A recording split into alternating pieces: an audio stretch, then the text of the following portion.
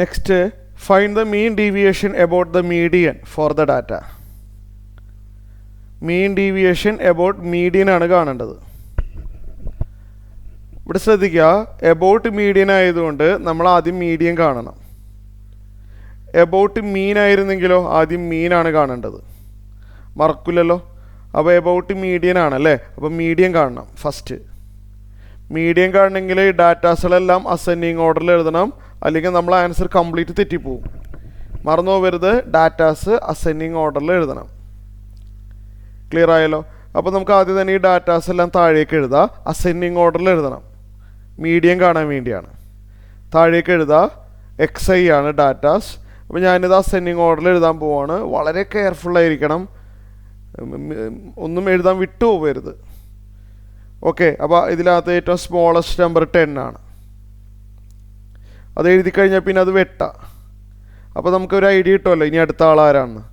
അങ്ങനെ വെട്ടി വെട്ടി പോവാം ഓരോന്ന് എഴുതുമ്പോഴും. അസെൻഡിങ് ഓർഡർ ആയിരിക്കണം, മറക്കരുത്, അസെൻഡിങ് ഓർഡർ ആയിരിക്കണം. അപ്പോൾ 10 എഴുതി, പിന്നെ അടുത്തത് 11 ആണ്, കണ്ടില്ലേ 11. പിന്നെ 11 കഴിഞ്ഞാൽ വീണ്ടും ഒരു 11 വരുന്നുണ്ട്. അപ്പം ഞാനിവിടെ വെട്ടുന്നില്ല, നിങ്ങൾ ഓരോന്ന് എഴുതുമ്പോഴും അത് വെട്ടി വെട്ടി പോവുക, അപ്പോൾ ഒന്നും മിസ്സായി പോവില്ല. അപ്പോൾ ഏറ്റവും ചെറിയ നമ്പർ 10 ആണ്.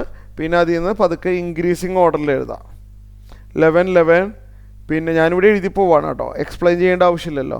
12 13 13 14 16 16 17 17 18 വരും.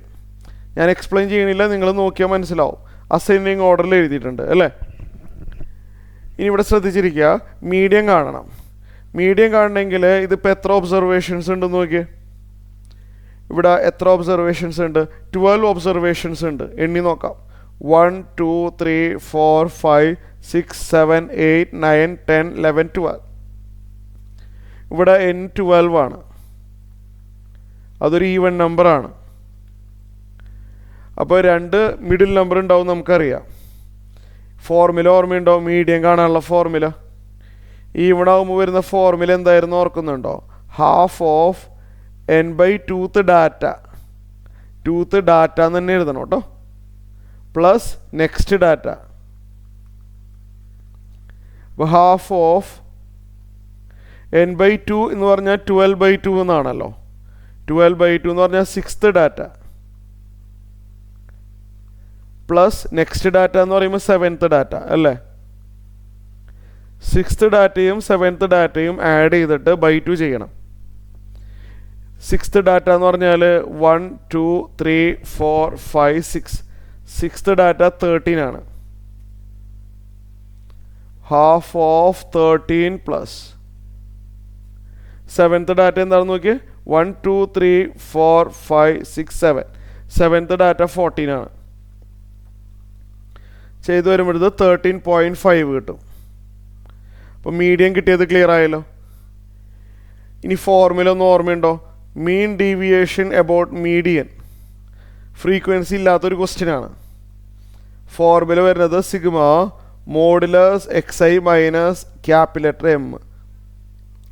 എബൌട്ട് M ആണ്, അപ്പോൾ ഇവിടെ M ആണ് വരുന്നത്. എബൌട്ട് X ബാർ ആണെങ്കിൽ ഇവിടെ X ബാർ വരും. ഇതാണ് ഫോർമുല. അപ്പോൾ നമുക്ക് മോഡുലസ് XI മൈനസ് എമ്മിന് വേണ്ടി ഒരു കോളം വേണമെന്ന് മനസ്സിലായി. മോഡുലസ് XI മൈനസ് എമ്മിന് വേണ്ടി ഒരു കോളം വേണം. അപ്പോൾ അത് വരച്ചു. XI മൈനസ് M എഴുതാൻ പോവാണ്. XI മൈനസ് M 13.5 ആണല്ലോ. അപ്പോൾ മോഡുലസ് XI മൈനസ് M എഴുതി. XIക്ക് ഓരോരോ വാല്യൂസുകൾ ഇട്ട് കൊടുക്കുക. 10 മൈനസ് 13.5 ചെയ്താൽ 3.5 കിട്ടും, ശരിയല്ലേ? നെഗറ്റീവ് സൈൻ എഴുതരുതെന്ന് പറഞ്ഞിരുന്നു. 11 മൈനസ് 13.5 ചെയ്ത് കഴിഞ്ഞാൽ എന്ത് കിട്ടും? 2.5. 2.5. 12 മൈനസ് 13.5 ചെയ്ത് കഴിഞ്ഞാൽ 1.5 അല്ലേ. പിന്നെ അടുത്തത് 13 മൈനസ് 13.5 0.5. 0.5. 14 മൈനസ് 13.5 ചെയ്താൽ 0.5. 16 മൈനസ് 13.5 ചെയ്ത് കഴിഞ്ഞാൽ എത്ര കിട്ടും? വളരെ കെയർഫുള്ളായിരിക്കണം. 2.5 അല്ലേ നോക്കിയേ.